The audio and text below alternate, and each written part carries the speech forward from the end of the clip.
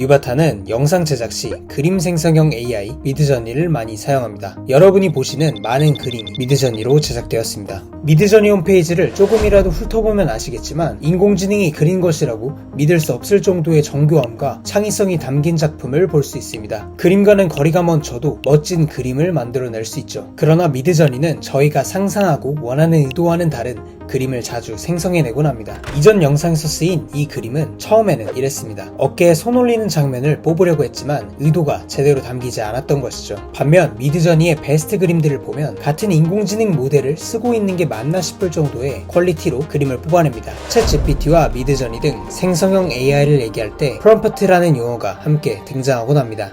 GPT-4 takes what you prompt it with and just runs with it.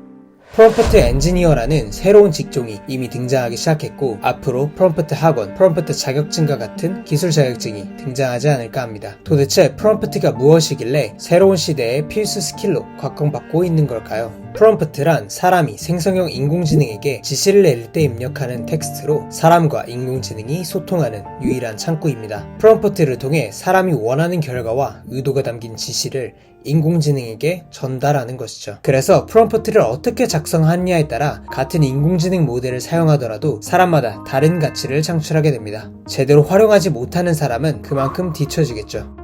인공지능 예술가들과 저의 차이가 바로 프롬프트에서 오는 것입니다. 좋은 프롬프트를 작성해 인공지능을 내 수족처럼 다루고 싶다면 인공지능 입장에서 좋은 지시를 내려야 합니다. 좋은 지시를 내리기 위해서는 첫 번째, 내가 원하는 것이 무엇인지 명확하게 알고 있어야 합니다. 대부분의 지시는 내가 궁금한 것, 해결되지 않은 것, 상상하는 것 등의 질문의 답을 찾아가는 과정이니까요. 즉, 지시의 시작은 나의 질문인 것이죠. 두 번째는 인공지능에게 잘 위임하는 것입니다. 위임이란 내가 직접 했을 때보다 효율적으로 일을 처리하는 누군가에게 일을 맡기는 행위를 뜻합니다. 성공한 사람들의 비법 중 하나가 바로 이 위임인데요. 성공한 작가이자 사업가인 론 무어는 그의 책 레버리지에서 자신보다 시간당 비용이 적으면서 같은 퀄리티의 결과물을 내는 사람에게 일을 위임하라고 했습니다. 타이탄의 도구들로 유명한 팀 페리스 또한 그의 책 나는 4시간만 일한다에서 업무의 상당 부분을 다른 사람들에게 위임하는 노하우를 다뤘습니다. CEO들이 어시스턴트나 비서를 두는 것과 같죠. 사람에게 내 일을 위임할 때는 많은 비용이 들었기에 이전에는 모두가 자신의 일을 일상적으로 위임할 수는 없었습니다. 하지만 최근 챗GPT와 같은 생성형 AI의 등장으로 누구나 자신의 인공지능 비서에게 위임을 할 수 있게 되었죠. 우리는 론 무어와 팀 페리스로부터 인공지능에게 잘 위임하는 방법에 대한 힌트를 얻을 수 있습니다. 위임의 대상이 사람에서 인공지능으로 바뀌었다 하더라도 좋은 위임을 하는 방법은 변하지 않기 때문이죠.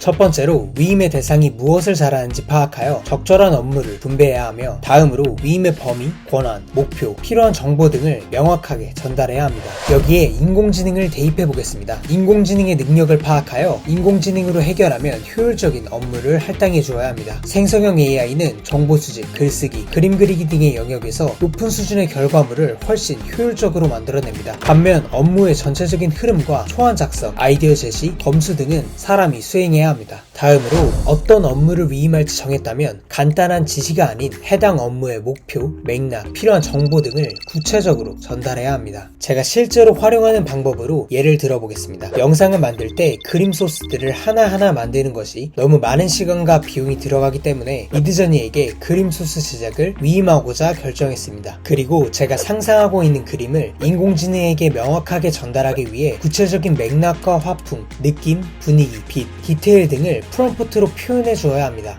미드저니 프롬프트의 변수들을 직접 학습해서 작성할 수도 있지만 미드저니 프롬프트 제너레이터와 같은 도구를 활용하면 훨씬 편하게 프롬프트를 작성할 수 있습니다. 그리고 실제로 여러 번 뽑아보면서 제가 원하는 결과가 나올 때까지 수정해 나가면 됩니다. 두 번째로 챗GPT를 활용한 개발입니다. 저는 코드의 흐름을 주로 잡고 특정 부분의 코드를 챗GPT에게 짜도록 지시를 내립니다. 이때 단순히 제가 원하는 기능만 지시하는 것이 아니라 제가 가진 데이터 형식과 맥락, 사용하고 있는 프레임워크 등을 함께 제시하면서 보다 구체적인 지시를 내립니다. 저는 출력되는 결과를 평가하고 재수정하는 과정을 거쳐 훨씬 빠른 시간 안에 개발을 완료할 수 있습니다. 이렇게 개발이나 그림 외에도 다양한 영역의 업무를 위임하여 자신만의 인공지능 비서를 만들 수 있습니다. 앞으로 영상에서 더 다양한 예시를 다뤄보도록 하겠습니다. 그럼 지금까지 뉴바타였습니다.